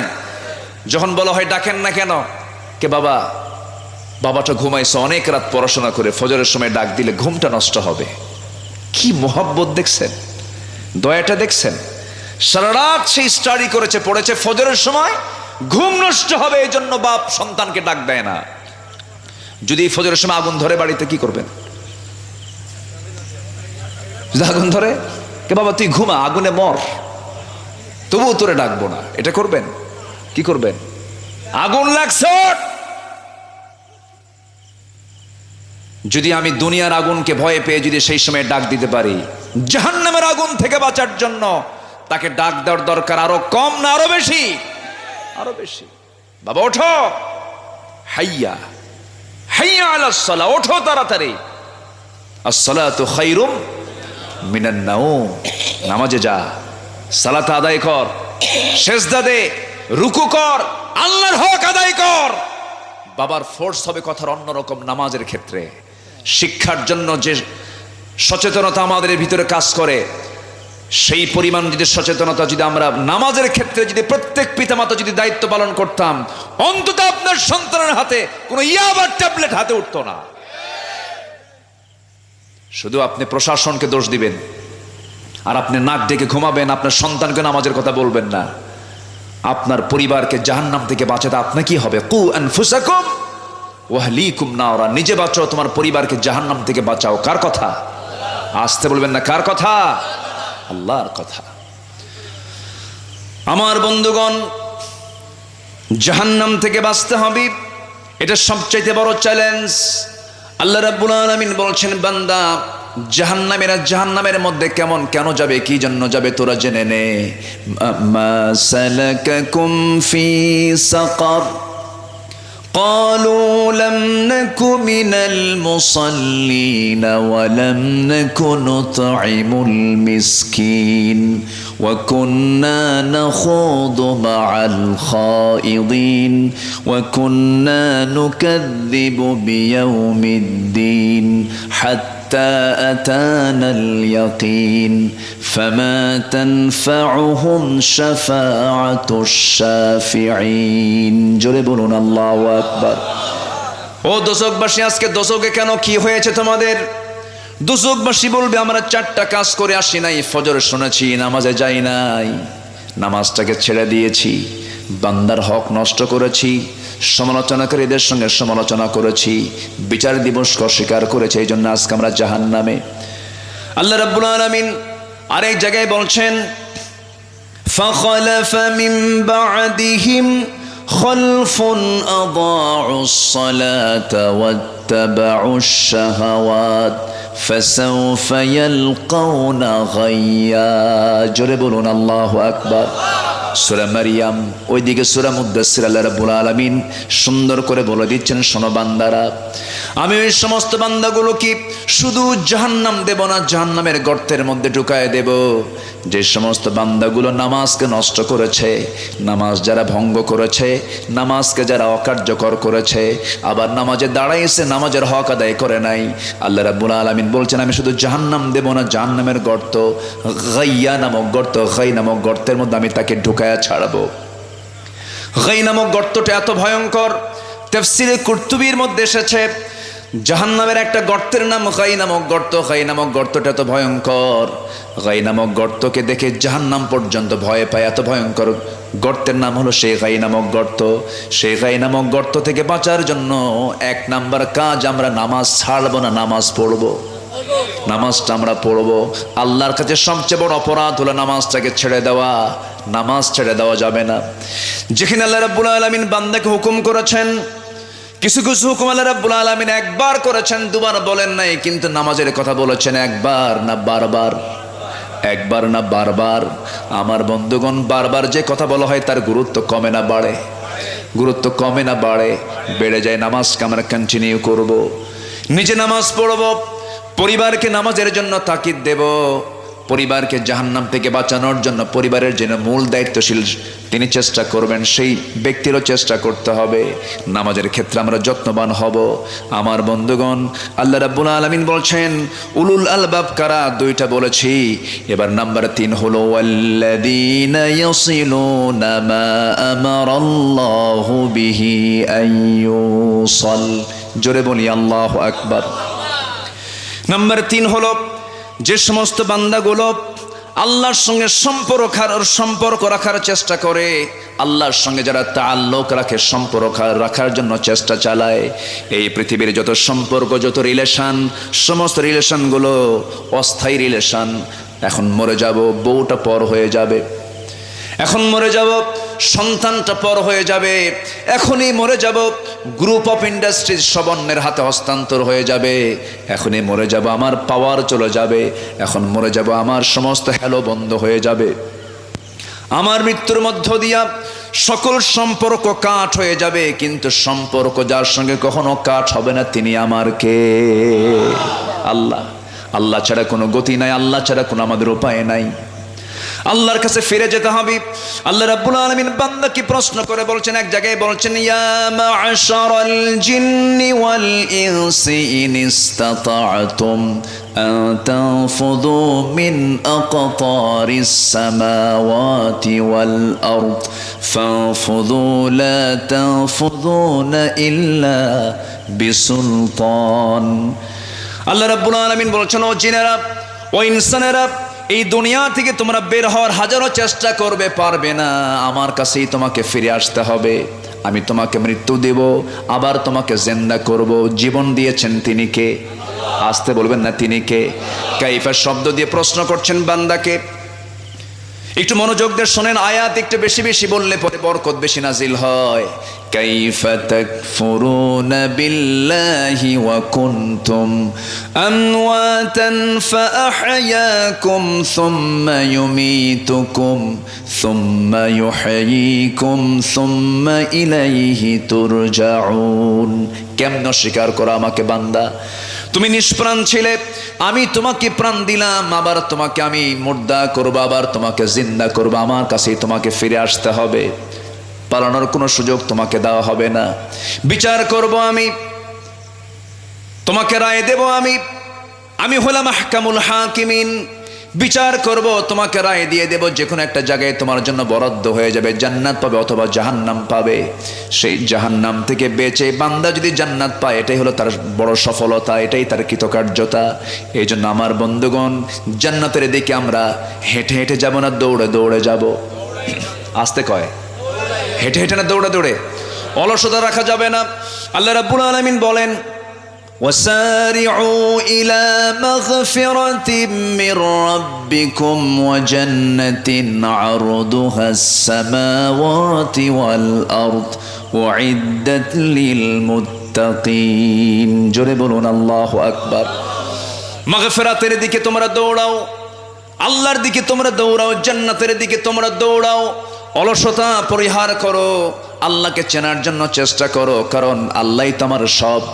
আল্লাহ আমার রব, এই রবি আমার সব। বলেন, আল্লাহ আমার রব, এই রবি আমার সব। দমে দমে তনু মনে তারি অনুভব। আল্লাহ আমার রব, এই রবি আমার সব। তোমার মদদ পেলে আমি আর না কিছু চাই, তোমার প্রেমের অনল আমি কি দিয়ে নে ভাই। যার হয়েছ তুমি তার নেই যে পরাভব, নেই যে পরাভব। আল্লাহ আমার রব, এই রবি আমার সব। আল কোরআনের পথ, এই পথই আসল পথ, অন্য পথে অন্য মতে নেই যে রহমত। আল্লাহ আমার রব, এই রবি আমার সব। আল্লাহ কবুল করুন, জোরে বলি আমিন। শেষ করে দেই, চালাবো। শুধু আপনি কিন্তু কথাগুলো শুনছেন না, এই কথাগুলো শোনানোর জন্য আগামীতেও যেন মানুষ শুনতে পারে, তার জন্য প্রযুক্তিও আছে না নাই? আছে। এই যে প্রযুক্তিগুলো আমার দিকে দেখেন না, একদম কিরামন কাতিমিনের মতো ছায়া আছে, দেখতেছে, আমাকে লক্ষ্য করছে আমি কি বলি। এই কথাগুলো কোটি কোটি মানুষের কাছে আবার পৌঁছেও যাবে। এই জন্য শুধু আমি আপনাকে লক্ষ্য করে কথাগুলো বলছি না, যারা মুসলিম উম্মাহ, বিশেষ করে বাংলা ভাষাভাষী যারা, তাদের কাছে যেন কথাগুলো চলে যায়, এই উদ্দেশ্যে আমি কথা বলি। কারণ এই জায়গায় বসে এই জায়গার হক যদি আদায় না করা হয়, জবাব দিতে হবে কার আদালতে? আসতে বলবেন না, কার আদালতে? লোক সংখ্যা কম আর বেশি এটা আমরা দেখি না। ইন্নী দাউতু কওমি লাইলা ওয়া নাহারা, নূহ আলাইহিস সালাতু ওয়াস সালাম তিনি দাওয়াত দিয়েছেন শুধু দিনে না দিনে রাতে? দিনে রাতে দাওয়াত দিয়েছেন। ফলাফল কি? 900 বছরের দাওয়াত দিয়া বউ কথা শোনে নাই, সন্তানের কথা শোনে নাই। ইসলাম কবুল করছে মাত্র 80 থেকে 90 জন। এতে কি নবীর দাওয়াতকে ব্যর্থ? নবীর দাওয়াতকে ব্যর্থ না। আমাদের যে কথা, আমাদের যে দায়িত্ব, এই দায়িত্ব পালন করতে বলেছেন তিনি কে? আল্লাহ তাআলা। সম্মানিত ভাইয়েরা, তাহলে নাম্বার 3 হচ্ছে আমরা সম্পর্ক গড়ব কার সাথে? আল্লাহর সাথে। আচ্ছা, সম্পর্ক গড়ব আমরা অস্থায়ী না স্থায়ী? পৃথিবীতে যে সম্পর্ক গড়ার জন্য আমরা চেষ্টা চালাচ্ছি, একটা ছাগল কেনা লাগে 15 লক্ষ টাকা দিয়ে, তাই না? হ্যাঁ, একটা গরু কিনতে হয় 70 লাখ টাকা দিয়া। মোট কত হলো? 70 আর 15 কত হয়? 85 লক্ষ টাকা। যে কিনছে তার বয়স মাত্র 14 থেকে 15 বছর, তাই না? তো এটা কে কিনলো? যখন খুঁজে যখন বের করছে যে এটা এই ছেলেটার বাপকে, বাপ কয় এটা আমার ছেলেই না। এই কথা কি বুঝতেছেন? এই আমার কি ছেলেই না। সম্মানিত ভাইয়েরা, যদি দুনিয়াতেই, যদি দুনিয়ার আদালতকে ভয় পেয়ে যদি বাপ যদি ছেলেকে অস্বীকার করে, কিয়ামতের দিন সবার সামনে আসে না নাই? ইয়াউমা ইয়াফিরুল মারউ মিন আখিহি ওয়া উম্মিহি ওয়া আবি ওয়া সাহিবাতিহি ওয়া বানি। কেউ আপন হবে না, বাবা না, ভাই না, মা না, বোন না, আত্মীয় না, কেউ না। সবাই সবাই থেকে পালাবে। এমনকি প্রসব বেদনা সহ্যকারিণী মা পর্যন্ত বলবে আমার পৃথিবীতে কোনো সন্তানই ছিল না। এত কঠিন দিন সবার সামনে, মনে হয় নাই? আসতে বলবেন না, আছে না নাই? সেই দিন কাজে লাগবে কার সম্পর্ক? আল্লাহর সম্পর্ক। আল্লাহর সঙ্গে সম্পর্ক কাজে লাগবে। আমার আল্লাহ বলছেন, বান্দার আমি তোকে মাফ করতে চাই, তুই আমার কাছে মাফ চাবি, তুই আমার কাছে ডাকবি, আমাকে বলবি। পৃথিবীর মানুষকে একবারের জায়গায় দুবার ডাকলে পরে মানুষ বিরক্ত হয়ে যায়, খেপে যায়, রেগে যায়। বারবার নাম ধরে ডাকবেন, স্যার স্যার স্যার, খেপে যাবে। হুজুর হুজুর বারবার বলবেন, খেপে যাবে। মা মা বলে বারবার ডাকবেন, মা পর্যন্ত খেপে যাবে। কিন্তু আল্লাহ বলছেন, বান্দারে তুই আমাকে যতবার ডাকবি, আমাকে যতবার ডাকবি, আমার দিকে 1 হাত আগাবি, আমি তোর দিকে 10 হাত আগাবো। তুই আমার দিকে হেঁটে হেঁটে আসবি, আমি তোর দিকে আমি দৌড়া যাব। যখন কোনো বান্দা ওযু বানায়, আল্লাহ বান্দাকে মাফ করার জন্য তিনি বলছেন, বান্দারে হাত ধৌত করবি, হাতের সুগরা গুনাহগুলো মাফ হয়ে যাবে। মুখমণ্ডল ধৌত করবি, মুখের সুগরা গুনাহগুলো মাফ হয়ে যাবে। মাথা মাসে করবি, মাথার সুগরা গুনাহগুলো মাফ হয়ে যাবে। 2 পা ধৌত করবি, 2 পায়ের সুগরা গুনাহগুলো মাফ হয়ে যাবে। বান্দা যখন একটা করে কদম ফেলে, 10টা করে নেকি তার আমলনামায় লেখা শুরু হয়ে যায়। বান্দা যখন নামাজে দাঁড়ায়, আল্লাহ সেই বান্দার সামনে দাঁড়ায় যান। জোরে কোন সুবহানাল্লাহ। বান্দা যখন প্রথম আয়াতটা বলে আলহামদুলিল্লাহি রাব্বিল আলামিন, আল্লাহ বলেন হামিদানি আবাদি আর রহমানির রহিম। আল্লাহ বলেন আসনা আলাইয়া আবাদি মালিক ইয়াউমিদ্দিন। আল্লাহ বলেন মাজ্জাদানি আবাদি ইয়াকা না'বুদু ওয়া ইয়াকা নাস্তাঈন। আল্লাহ বলেন হাদা বাইনি ওয়া বাইনা আবাদি। বান্দা তুই আমার কাছে কি চাস, প্রাণ খুলে চা রে বান্দা।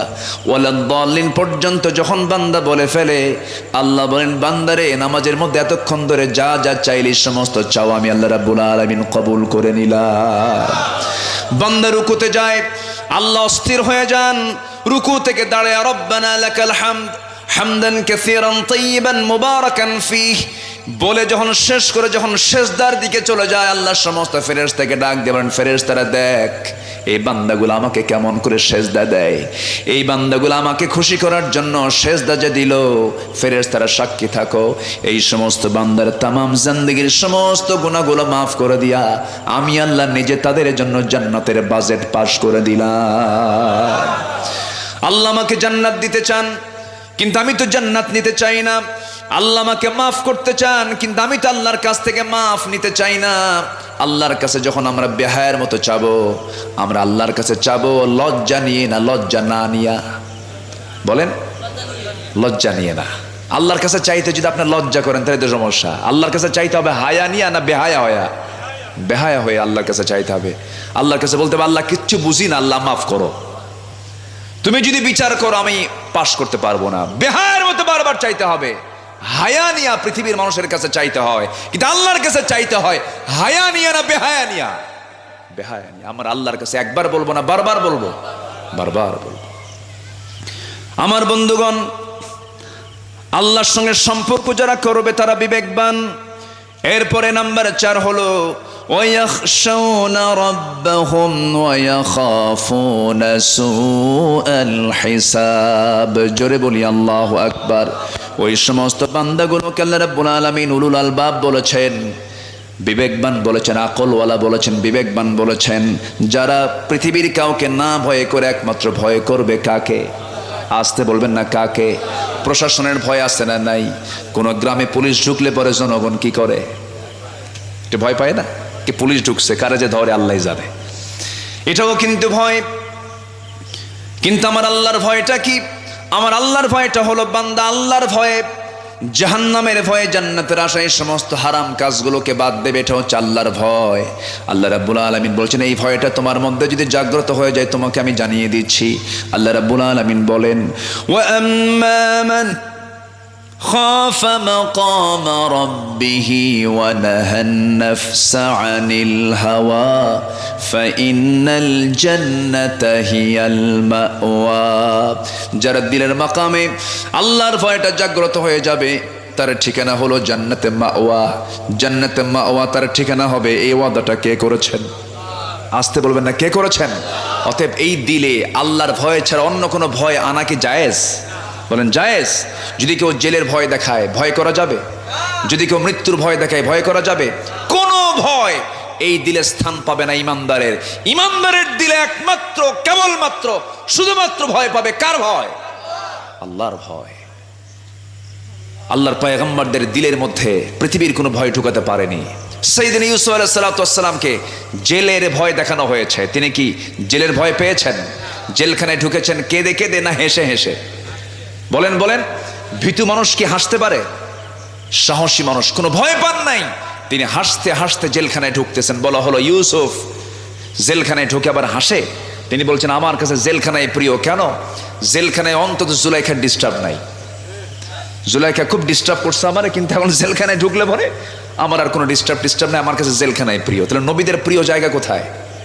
আসতে কয় আরো জোরে খন, জেলখানা। নবীদের প্রিয় জায়গা হলো জেলখানা। চুরি করে না তো, এটা হলো ভালো কাজ করতে গিয়েও জেল খাটতে হয়। ভালো মানুষ কি জেলখানায় নাই? আসতে বলে, ভালো মানুষ কি জেলখানায় নাই? যখন দেখবেন কোন জেলখানায়, কোন রাষ্ট্রের অধীনে কোন জেলখানায় যদি ভালো মানুষের পরিমাণ যদি বেশি থাকে, বুঝতে হবে সেই রাজত্ব হলো জালিমের রাজত্ব। হাজারো আলেম, হাজারো জ্ঞানী, হাজারো ভালো মানুষের ইন্তেকালে একটা রাষ্ট্রের যত বড় ক্ষতি হয়, তার চাইতে একটা রাষ্ট্রের সবচেয়ে বড় ক্ষতি হয় হলো যখন রাষ্ট্রের মূল চেয়ারে কোনো জালিম বসে, অযোগ্য লোক বসে। ঠিক কিনা? এটা আমার কথা নয়, বলেছেন আল্লামা জালালউদ্দিন রুমি রাহিমাহুল্লাহ।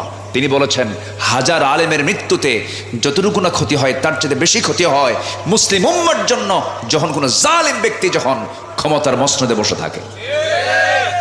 কষ্ট পাচ্ছেন নাকি আপনারা? সম্মানিত ভাইয়েরা, তাহলে বিবেকবান হচ্ছে নাম্বার 5 হচ্ছে যারা ভয় করবে কাকে? আল্লাহকে যারা ভয় করবে। নাম্বার 5 হলো ওই সমস্ত বান্দাগুলো বিবেকবান, ওয়াখাফুনা সুআল হিসাব, যারা বিচার দিবসকে যারা ভয় করে, মানুষ ভালো হবে দুনিয়ার ভয়ে না আখিরাতের ভয়ে, আখিরাতের ভয়ে, দুনিয়ার বিচারে না আখিরাতের বিচারে, আখিরাতের বিচারে। এই জন্য আল্লাহ রাব্বুল আলামিন সূরা ফাতিহার 3 নম্বর আয়াতে বিচারের কথা বলেছেন, আর রহমানির রহিম। এরপরে কি বলেন? মালিক ইয়াউমিদ্দিন, বিচার দিবসের মালিক কিন্তু আমি। প্রথমে বলেছেন আর রহমান, এরপরে বলেছেন আর রহিম। রহমান আমি, রহিম আমি।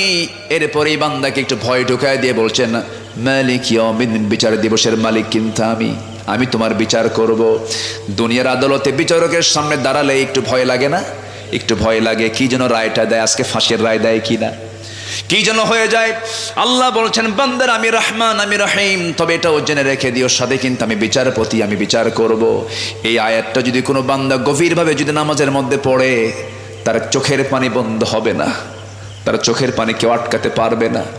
সাইয়েদনা ওমর ফারুকের মতো মানুষ জান্নাতের সংবাদ দুনিয়াতে বসে বসেই পেয়েছেন। যতদিন তিনি নামাজে দাঁড়িয়েছেন, যতবার তিনি নামাজে দাঁড়িয়েছেন, জামাতে নামাজ পড়তেন, ইয়া সূরা ফাতিহা যখন পড়তেন হাউমাউ করে কাঁদতেন। অনেক দূরের মুসল্লি তার কান্না শুনতে পেত, নামাজের মধ্যে কান্নায় ভেঙ্গে পড়তেন। মালিক ইয়াউমিদ্দিন, এই আয়াতটা কত বড় ওয়েটফুল, এই আয়াতটা কত বড় ভয়ঙ্কর আয়াত। আমি কিন্তু বিচার দিবসের মালিক, বিচার আমি কিন্তু করব। বান্দা সাবধান হয়ে যাও। এই জন্য বিচার দিবসের ভয় প্রত্যেকটা বান্দার মধ্যে থাকা দরকার, আছে না নাই? আল্লাহ বিচার করবেন, কেমন বিচার? ওই আয়াতটা চরম ভয়ঙ্কর আয়াত। গোটা কোরআনের ভিতরে যত ভয়ঙ্কর আয়াত আছে, এর মধ্যে সবচেয়ে বড় ভয়ঙ্কর আয়াত হলো فَمَن يَعْمَلْ مِثْقَالَ ذَرَّةٍ خَيْرًا يَرَهُ وَمَن يَعْمَلْ مِثْقَالَ ذَرَّةٍ شَرًّا يَرَهُ। জাররা হলো এমন একটা পরিমাণকে বোঝায় যা খালি চোখে দেখা যায় না, খালি চোখে যা দেখা যায় না সেটাই হলো জাররা। যে বান্দা দুনিয়ার জিন্দেগিতে জাররা পরিমাণ ভালো কাজ করেছে তা সেদিন সে দেখতে পাবে, আবার জাররা পরিমাণ খারাপ কাজ করেছে তাও সেদিন সে দেখতে পাবে। আমার বন্ধুগণ, দিনের আলোতে কি করেছি, রাতের আধারে কি করেছি, রাস্তায় চলতে নিয়ে কোন মহিলার দিকে তাকিয়েছিলাম। দুনিয়ার জিন্দেগিতে এই প্রযুক্তির এই যুগে এসে মেসেঞ্জারে কার ইনবক্স আমি চ্যাট করেছি, কোন হোয়াটসঅ্যাপে আমি নক দিয়েছি, কোন মহিলার সঙ্গে কথা বলেছেন, কার সঙ্গে সময়গুলো পাস করেছেন, কোন পার্কে গিয়ে বসেছো যুবক, কার সঙ্গে নোংরামিগুলো করেছো রাতের আধারে দিনের আলোতে। পৃথিবীর কেউ না দেখতে পারলেও কার নজর থেকে কেউ ফাঁকি দিতে পারবে না? কার নজর থেকে বলেন? আল্লাহর নজর থেকে। আল্লাহ বলছেন বান্দারে, শুধু আমি দিনে রাতেই দেখি না, বরঞ্চ তোমার অন্তরে তুমি কি দানা বেঁধেছো, তোমার অন্তরের খবরটা আমি আল্লাহ জানি। মা তুখফিস সুদূর, তোমার অন্তরে তুমি যা গোপন করেছো সব আমি আল্লাহ জেনে যাই। এজন্য দিনের আলো হোক রাতের আধারে হোক, আমি যখন চলতে যাব রাজ সাক্ষী বানাবো কাকে? আসতে বলবেন না, কাকে? আল্লাহকে। আল্লাহ রাব্বুল আলামিন বলছেন বিচার দিবসকে তুমি ভয় করো। নাম্বার 6 হলো ওই সমস্ত বান্দাগুলো উলুল আলবাব, والذين صبروا ابتغاء وجه ربهم وأقاموا الصلاة وأنفقوا مما رزقناهم سرا وعلانية। নাম্বার 7 হলো ওই সমস্ত বান্দাগুলো যারা ধৈর্যের পরিচয় দেবে। কার সন্তুষ্টির জন্য? আল্লাহর সন্তুষ্টির জন্য। ধৈর্যটা কি? ধৈর্যের ব্যাখ্যা যদি দিতে যাই 2 থেকে 3 ঘন্টা লেগে যাবে। সবরু আলা তাআহ, সবরু আনিল মাসিয়াত, আসবরু আলাল ইকদার। এর মধ্যে গুরুত্বপূর্ণ হলো আনিল মাসিয়া, সমস্ত খারাপ কাজ থেকে হারাম কাজ থেকে নিজেকে বিরত রাখা। এটা একটা ধৈর্যের পরিচয়। একটা নারী রাস্তায় হেঁটে যায়, আমি তাকাই না, এটা ধৈর্য। একটা সুন্দরী নারী আপনাকে প্রস্তাব দিচ্ছে, আপনি এটা প্রস্তাবকে প্রত্যাখ্যান করেন, এটা ধৈর্য। আল্লাহ তাআলা বলছেন ওই সমস্ত যুবককে, ওই সমস্ত বান্দাকে আমি আমার আরশ আযিমের ছায়া জায়গা দেব। যে যুবককে একটা সুন্দরী সম্ভ্রান্ত পরিবারের নারী তাকে প্রেমের প্রস্তাব দিয়েছে, সে বলল ইন্নী আখাফুল্লাহ, আমি আল্লাহকে ভয় করি। আল্লাহ বলছেন আমি তোকে আমার আরশ আযিমের ছায়ায় জায়গা দিয়ে দেব। যুবক, তোমাকে অনেক অফার করবে, তোমার সামনে অনেক ফিতনা চলে আসবে, তুমি তাকাবে না, সেই সমস্ত হারাম কাজের দিকে যাবে না, হারাম রিলেশন করবে না। আবার দেখবেন কিছু কিছু বিবাহিত যুবক আছে, সুন্দরী বউটা নিয়ে ঈদের দিন গোটা শহর ঘোরে, আছে না? মনে হয় ঝিনাইদা টিনাইদা নাই এরগুলো আছে নাকি? ঈদের দিন নতুন বউ সুন্দরী বউটাকে নিয়ে উপরতলায় রাখে আর স্বামী থাকে নিচতলা। উপরতলা নিচতলা মানে হচ্ছে ওই যে এখন কিছু কিছু হুন্ডা বেরোইছে না, যে R1 না কি বলে R15 আছে না কি 6 আছে, তো দেখবেন এটার নিচতলা হচ্ছে সামনে ড্রাইভার, ও নিচতলায় থাকে আর বউটাকে উঠায় দেয় কোন তলায়? উপরতলায়। মানে উপরতলায় দিয়ে রাখে আর বলে যে গোটা দুনিয়াবাসী আমার বউটা দেখো। আছে কিনা বলেন? গোটা দুনিয়াবাসীকে দেখায়। আবার বিকেলবেলা এসে তার ভেরিফাইড পেজে এসে ফেসবুকের বউটার লিপস্টিকওয়ালা ঠোঁট আর কপাল আঁকানো কি বলে নক্তা, কপাল আঁকানো কি বলে এটা টিপ দিয়া, চুলটা ছেড়ে দিয়া অর্ধলগ্ন দেহ ছবি একখান তুলে ফেসবুকে দিয়া লেখে, প্রিয় বন্ধুগণ আসুন আমার বউটাকে এখন জামাতের সাথে দেখি। যেরকম নাউজুবিল্লাহ। তো এই সমস্ত নোংরামিগুলো করা যাবে না, এগুলো অপকর্মগুলো বাদ দিতে হবে। বিশেষ করে আমি যুবকদেরকে লক্ষ্য করে বলছি, প্রযুক্তির কল্যাণে মিডিয়া সামনে নিয়ে বলতে চাই, তুমি যুবক, তুমি এগিয়ে আসো, তোমার জন্য জান্নাত অপেক্ষা করছে। তুমি শুধু চরিত্রটা ঠিক রাখো, হাসরের ময়দানে যত আমলনামা আল্লাহ তাআলা দেখবেন, সবচাইতে বেশি আমলনামা যেটা বেশি ওজন হবে সেটা হচ্ছে হুসনুল খলক, উন্নত উত্তম চরিত্র। উন্নত উত্তম চরিত্র যে যুবক সমাজের মধ্যে জাগ্রত হবে, সেই জাতিকে কখনো পরাজিত করা যাবে না। কিন্তু বলিউড হলিউড দিয়ে ইউরোপ আমেরিকার মূল ষড়যন্ত্র, এই পার্শ্ববর্তী দেশের এই বলিউড এবং আমেরিকার হলিউড সহ গোটা পশ্চিমা ইউরোপ, এদের মূল ষড়যন্ত্র হলো মুসলিম যুব সমাজকে ধ্বংস করার জন্য।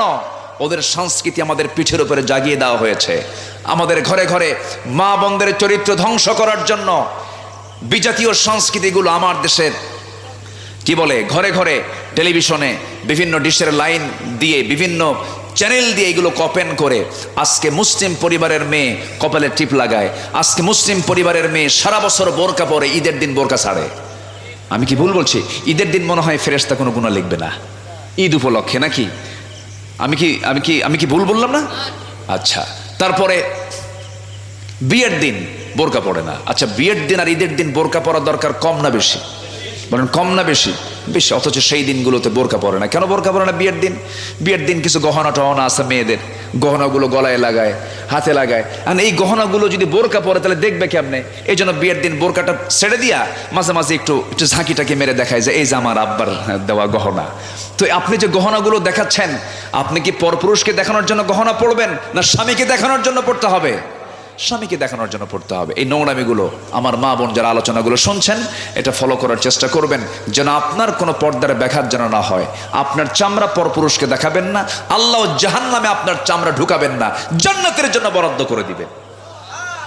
এরপর বিশেষ করে গায়রে মুহরিম যাদের সঙ্গে দেখা করা জায়েজ নাই, দূরের পুরুষের দ্বারা যতটুকু না ক্ষতির সম্ভাবনা থাকে, চারিত্রিক কাছের লোকের দ্বারা সম্ভাবনা কম থাকে না বেশি থাকে?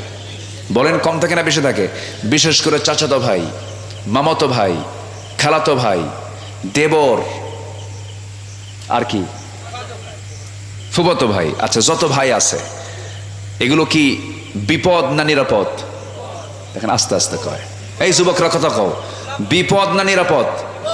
দুলাভাইয়ের সঙ্গে দেখা করা যাবে? এই যে দুলাভাই কইছে একজন, দুলাভাই কিছু আছে দেখবেন সারা জীবন নিজের বউকে হুন্ডায় তোলে না, খালি শালিরে উঠায়। এলাকায় আছে কিনা জানি না, কাম সারছে। এই তো নতুন ফতুয়া জারি হলো দেখতেছে। বসেন, এই তো এটা একটা আজব ব্যাপার, তাই না? আমরা আগে ছিলাম ওল্ড জাহেলিয়াতের কথা শুনেছিলাম, আমরা এখন নিউ জাহেলিয়াতের দিকে চলে আসছি, ঠিক কি না? এর মূল কারণ হলো আমরা কি সিলেবাস ছেড়েছি বলেন তো? কোরআন নামক সিলেবাসটা আমরা ছেড়ে দিয়েছি। তো দুলাভাই ডাকে, এই শালি হুন্ডাই ওঠ। দুলাভাইয়ের কথা তো ফেলে দেওয়া যায় না।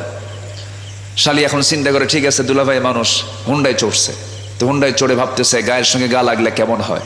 একটু দূরেই বসছে, একটু গ্যাপ সৃষ্টি করে বসছে যেন গায়ের সঙ্গে যেন গাটা যেন না ঘষে, না লাগে। সামনে যে দুলাভাই এমন এমন ব্রেক মারছে গ্যাপ পূরণ। তো এই গ্যাপ পূরণ করার কোনো সুযোগ দেওয়া কি যাবে? যাবে না। এই সমস্ত ক্ষেত্রে আমরা একটু সজাগ থাকার চেষ্টা করব, আমরা সচেতন থাকার চেষ্টা করব, আমার পরিবার যেন জাহান্নামে না যায়, আমার সন্তানের দ্বারা যেন সমাজ নষ্ট না হয়, আমার মেয়ে যেন পর্দাহীনতার কোনো পরিবেশে না যায়, পর্দাহীনতা নিয়ে যেন না চলে, এই বিষয়গুলো আমরা খেয়াল করব। পর্দার বিধান এক কথা, পর্দার বিধান পৃথিবীর কোনো মোল্লার দেওয়া বিধান নয়, পর্দার বিধানটা কার দেওয়া বিধান? আল্লাহর দেওয়া বিধান, এটা মাথায় রাখতে হবে। নিজের বউকে আপনার সম্পদ মনে করে, আপনার আমানত মনে করে সকল প্রকার পরপুরুষ থেকে আপনাকে রক্ষা করতে হবে। আর যে ভাইটা বলেছেন আমাকে শ্বশুরের কাছেও নিরাপদ নয়, এটা মানুষ না, কিছু পশু আছে, এমন পিতাও আছে যে পিতার কাছে তার নিজের মেয়েটাও নিরাপদ না, এমন পশু আছে না নাই? উলাইকা কাল আনআম বাল হুম আদাল, আল্লাহ তাআলা নিজেও বলছেন এরা হলো চতুষ্পদ জন্তু, তার চেয়েও জঘন্য। এরকম কিছু লোক আছে, এর মধ্যে থাকারও কিছু কারণ আছে। কারণ মানুষ পশুত্ব কখন মানুষের মধ্যে আসে? যখন তার মধ্যে ইলমে দ্বীনটা না থাকে একটা বিষয়, আরেকটা হলো কমন সেন্স। এই কমন সেন্সগুলো যখন না থাকে, এই উলুল আলবাবের যে দিকগুলো এগুলো যখন না থাকে, তখন তার মধ্যে এগুলো চলে আসে। আর আরেকটা কারণ হচ্ছে, একটা মানুষ যদি নেশাখোর হয়, সে নেশা কি আজকের সমাজে নাই? আসতে বলবেন না, আছে না নাই? নেশাখোর যখন হয় তখন কি সে কি বিবেকবান থাকে না বিবেকহীন হয়ে যায়? বিবেকহীন হয়ে যায়। একটা মানুষ যখন বিবেকহীন হয়ে যায়, যে নেশার মধ্য দিয়ে, সে নেশাকে আল্লাহ তাআলা হারাম করেছেন 1 বছর 2 বছর আগে না 1400 বছর আগে? 1400 বছর আগে। আজকে আমরা বলি মাদককে না বলুন, মাদককে না বলে তো মাদক বন্ধ করা যাবে না। মাদককে বন্ধ করার জন্য এটাকে আইন করে বন্ধ করতে হবে। এই আইন, এই বিধান কে দিয়েছেন? আল্লাহ দিয়েছেন। এগুলো কথা বলতে গেলে তো আমরা দোষী হয়ে যাই। কিন্তু কোরআনে ল আছে না নাই? কোরআনে আইন আছে না নাই বলেন তো? আছে, পর্দার বিধান আছে। তারপরে এই যে মাদক, যেটা ইন্নামাল খামরু ওয়াল মাইসিরু ওয়াল আনসাবু রিজসুম মিন আমালিশ শাইতান, এই মদ জুয়া এগুলো সব শয়তানের কাজ। এটা কার কথা এটা কার কথা বলেন তো? আল্লাহর। ফাজতানিবু, এগুলো থেকে তোমরা দূরে থাকো। সেই নেশা আজকের সমাজে সয়লাভ হয়ে গেছে। ইয়াবা, তারপর আর কি? বাবা, আর কি? মা নাই, মা নাই, বাবা আছে, মা নাই। আচ্ছা, এরপরে দেখেন এই বৃহত্তর কুষ্টিয়া যশোর অঞ্চলে একটা কোম্পানি আছে, কেরুয়ান কং আছে নাকি? সেখানে কিন্তু মদ তৈরি হয়, তাই না? মদ তৈরি হয়, সে মদ থেকে কিছু লাভও আসে। সেই লাভটা আমার আপনার মানে টাকার মধ্যেও এটা মিশ্রণ হয়ে যায়।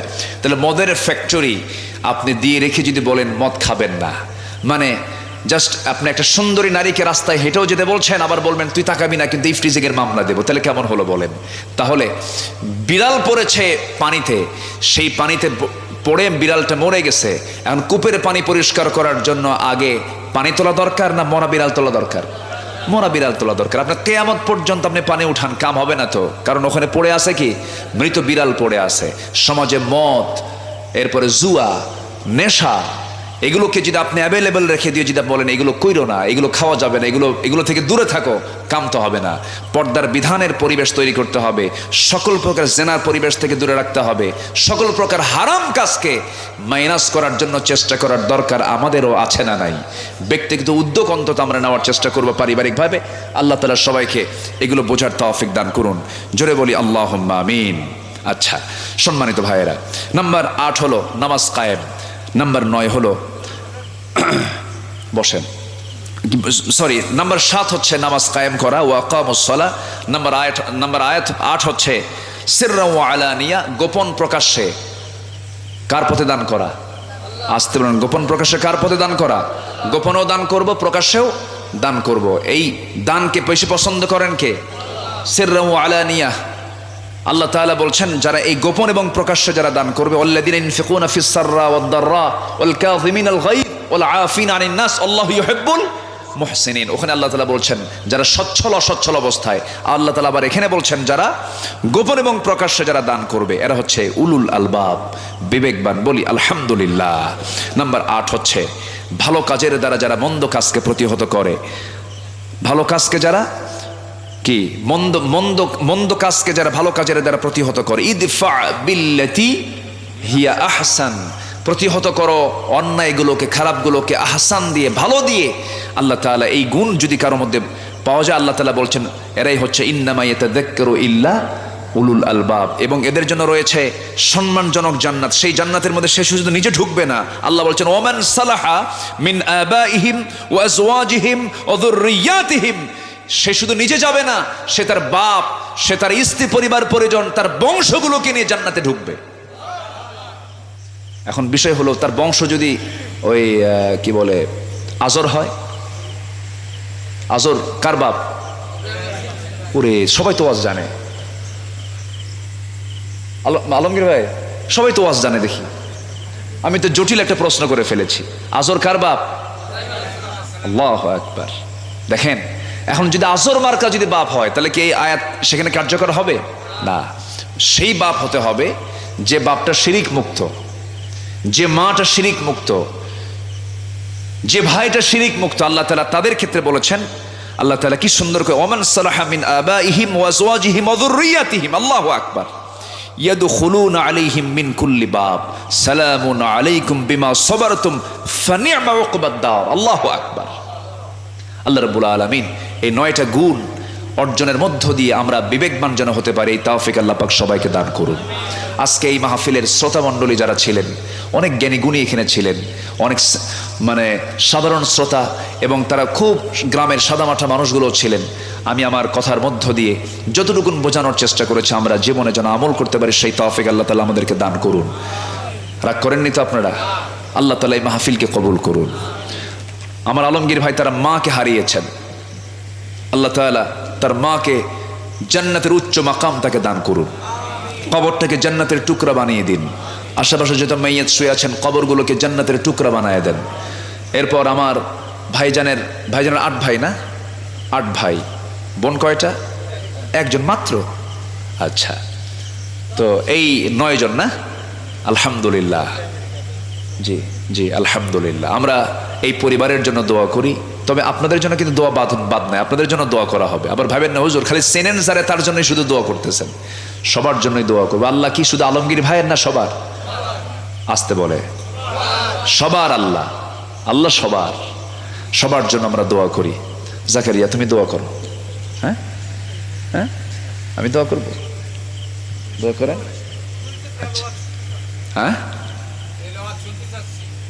এই এদের পরে আবার আচ্ছা আমি ওইরকম পারি না তো, এই তো এই আলোচনা। আচ্ছা 7 আপ কোকা কোলা বেশি করে খাবেন নাকি কি বলবো? আমরা লা তাত্তাখিদুল ইয়াহুদা ওয়ান নাসারা, তোমরা ইহুদি নাসারাকে গ্রহণ করো না, বন্ধু মনে করে, বন্ধু বানায়ও না। আচ্ছা বন্ধুর পণ্য কি গ্রহণ করা কি বলে? শত্রুর পণ্য গ্রহণ করা কি বন্ধুত্ব? হ্যাঁ না শত্রু কি বন্ধুত্ব? না। আমাদের শত্রু যারা, তাদেরকে পরাজিত করার জন্য যতগুলো পন্থা অবলম্বন করা দরকার সব পন্থাই আমাদের অ্যাপ্লাই করতে হবে।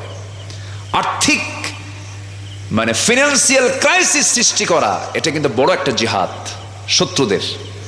শত্রুদের বিরুদ্ধে ফিনান্সিয়াল ক্রাইসিস তৈরি করা একটা বিশাল বড় জিহাদ। কিন্তু সম্মানিত ভাইয়েরা, বিশেষ করে ইহুদি এবং খ্রিস্টান তারা মুসলমানদের বন্ধু না, এটা কার কথা? আল্লাহ তাআলার কথা। তাদের পণ্য আমরা ব্যবহার করব। তারা লভ্যাংশ দিয়া ফিলিস্তিনকে বম্বিং করে উড়ায় দিতে চায়, ফিলিস্তিনকে বম্বিং করছে, মুসলমানদেরকে হত্যা করছে। আমরা এই ক্ষেত্রে সজাগ থাকার চেষ্টা করব। আজকে যদি মুসলমান যদি যদি একটু যদি সচেতন থাকতো, ডিপ্লোম্যাটিক চিন্তা নিয়ে যদি চলতো, আজকে মুসলমান সামনের দিকে এগিয়ে যেতে পারতো। কিন্তু মুসলমান আজকে শত্রু নিয়ে ব্যস্ত না নিজেরা নিয়ে ব্যস্ত? নিজেরাই কামড়া কামড়িতে আমরা ব্যস্ত হয়ে পড়েছি। আসুন আমরা একতার প্ল্যাটফর্মে এসে বাতিলদের বিরুদ্ধে আমরা সোচ্চার হয়ে যাই, বাতিলকে মোকাবেলা করার জন্য সর্বোচ্চ চেষ্টাটুকু আমরা চালিয়ে যাই, শত্রুকে চেনার চেষ্টা করি, নিজেদের মধ্যে শত্রুতানা সৃষ্টি করে শত্রুকে চিহ্নিত করে তাদের বিরুদ্ধে আমরা সজাগ থাকি, সচেতন থাকি। তার অংশ হিসাবে পেপসি কোকা কোলার ব্যাপারে মাঝখানে খুব একটা আলোচনা মাঝখানে হয়েছে, সবাই আপনারা শুনেছেন। আমরা এই ব্যাপারে অবশ্যই সজাগ থাকব। যেটা ইহুদি খ্রিস্টানদের জন্য মাইনাস, সেই কাজটা আমরা করব।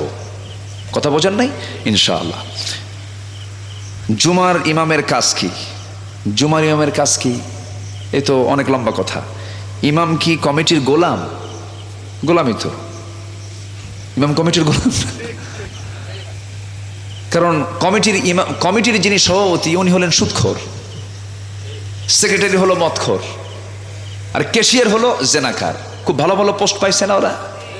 সভাপতি কি সুদ খায়, সেক্রেটারি মদ খায়, আর ক্যাশিয়ার জেনা করে, নামাজ পড়ে না। এখন বলেন এইরকম কমিটির লোকের যদি অধীনে কোনো ইমাম যদি নামাজ পড়ায়, সে কি কমিটির গোলাম না? গোলামি তো। আজকে আমার দেশের ইমামের কি মানে বিচার করার মতো কোনো ক্ষমতা কোনো ইমামের আছে? কোনো ইমামের আছে? এই বাংলাদেশের সবচেয়ে দুর্বল চাকরি কি বলেন তো? ইমামতি। সকালে আছে, বিকেলে নাই। হুজুর টানটোপলা বাদ দেন, আপনার চাকরি চলে গেছে। কেন? আপনি বিকেলবেলা ওই সময় 30 সেকেন্ড একটা নারীর দিকে চেয়েছিলেন, এটা হলো তার দোষ, বুঝলেন না?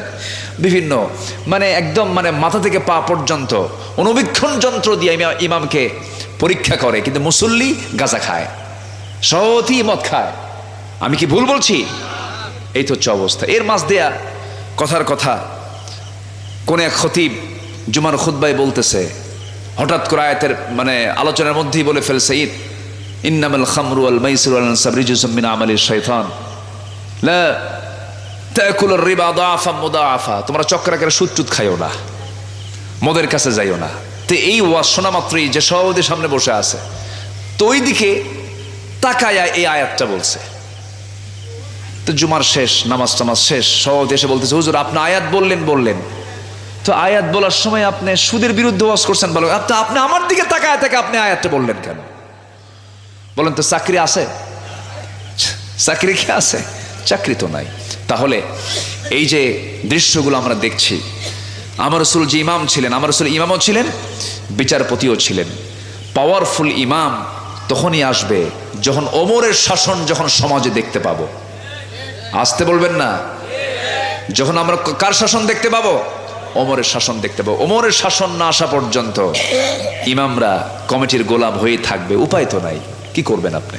জি, একজন প্রশ্ন বলছিলেন, আমি উত্তরটা ভাঙ্গাচোরা যতটুকু পারছি দেওয়ার চেষ্টা করেছি। সবাই ফজর পড়বেন তো ইনশাআল্লাহ? অনেক কষ্ট দিয়ে ফেলেছে, অনেক সময় নিয়ে ফেলেছি আমি। জাকারিয়া তোমারও কষ্ট হয়ে গেছে না?